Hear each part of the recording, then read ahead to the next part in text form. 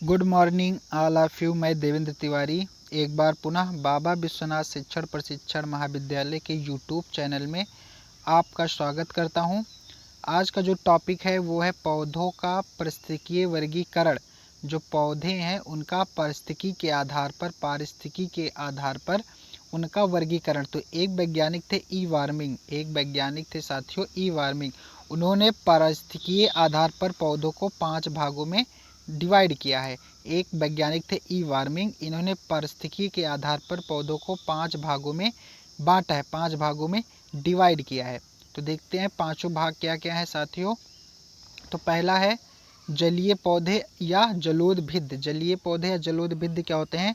जो जल में रहते हैं, जो जल में उगते हैं, जो जल में उगते हैं उनको कहते हैं जलोदभिद। मरुदभिद जो मरुस्थल में उगते हैं, जो मरुस्थल में उगते हैं उन्हें मरुदभिद कहते हैं। मृदा में भौतिक शुष्कता वाले पौधे, जो तीसरा है वो मृदा में भौतिक शुष्कता, जहाँ पर मिट्टी होती है उसमें भौतिक शुष्कता होता है, वहाँ पे जो पौधे उगते हैं उनको कहते हैं मृदा में भौतिक शुष्कता वाले पौधे। समोदभिद मतलब सामान्य मृदा में उगने वाले, सामान्य मृदा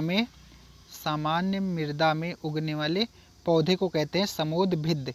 और पांचवा है मृदा में क्रियात्मक शुष्कता वाले पौधे। जो मृदा होती है उसमें क्रियात्मक शुष्कता रहती है, तो वहाँ पे जो पौधे उगते हैं उन्हीं को कहते हैं मृदा में क्रियात्मक शुष्कता वाले पौधे। आगे चलते हैं साथियों, देखते हैं मृदा अपरदन क्या होता है। मृदा अपरदन अगला जो पॉइंट है हमारा वो है मृदा अपरदन। मिट्टी एक महत्वपूर्ण प्राकृतिक संसाधन है। मृदा की 1 इंच मोटी परत बनने में 600 वर्ष लगते हैं। ठीक साथियों, मृदा एक महत्वपूर्ण प्राकृतिक संसाधन है। जो मिट्टी होती है वो कैसा संसाधन है? प्राकृतिक संसाधन है। मृदा की 1 इंच मोटी परत बनने में कितना टाइम लगता है? 600 वर्ष लग जाते हैं। मृदा की 1 इंच मोटी परत बनने में 600 वर्ष लग जाते हैं।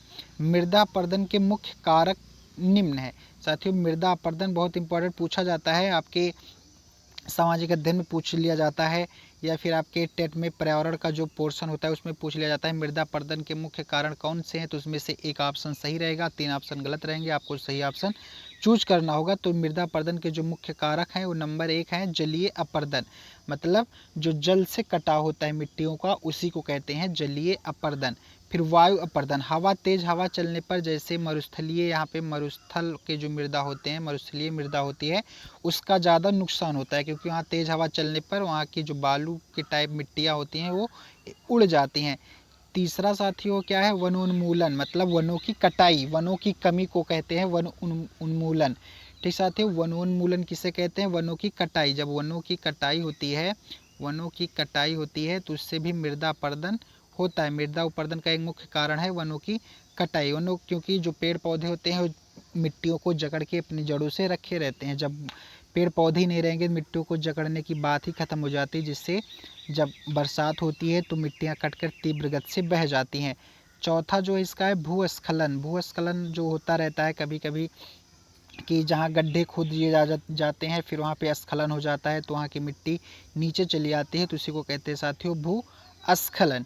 ठीक साथियों, आज के लिए आप लोगों के लिए कुछ क्वेश्चन है, आप लोग इसका आंसर आप लोग अपने इस कमेंट बॉक्स में ज़रूर देंगे, और जो लिखने वाला आंसर होगा वो आप लोग खुद अपने नोट्स में कंप्लीट कर लेंगे लिख के। तो पहला प्रश्न आज का है, जीव विज्ञान का क्रमबद्ध विकास कब हुआ? जीव विज्ञान का क्रमबद्ध विकास कब हुआ? इसकी पहले क्लास में हम लोग पढ़ चुके हैं। जीव विज्ञान का क्रमबद्ध विकास हुआ था आइंस्टीन के काल में, लेकिन आपको समय बताना है कब हुआ था। ठीक, जीवों को सामान्यतः कितने वर्गों में वर्गीकृत किया गया है? जीवों को सामान्यतः कितने वर्गों में वर्गीकृत किया गया है, इसका आंसर आपको बताना है। और तीसरा प्रश्न है, पारिस्थितिकी तंत्र किसे कहते हैं? तीसरा प्रश्न है, बहुत इंपॉर्टेंट प्रश्न है ये पेपर में आ जाता है, एग्जाम में, आपके सेमेस्टर एग्जाम में आ जाता है।